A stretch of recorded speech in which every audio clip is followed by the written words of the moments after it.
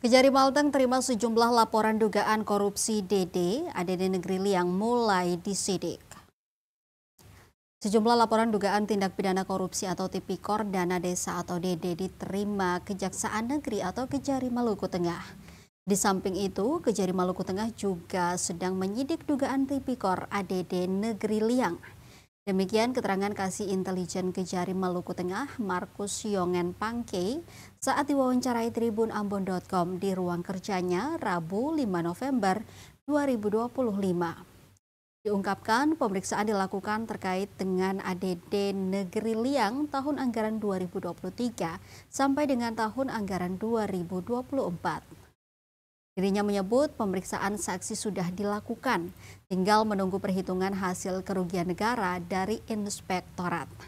Dikatakannya selain ADD Liang, ada beberapa laporan dugaan Tipikor dana desa di beberapa desa dan statusnya belum naik sampai di tahap penyidikan.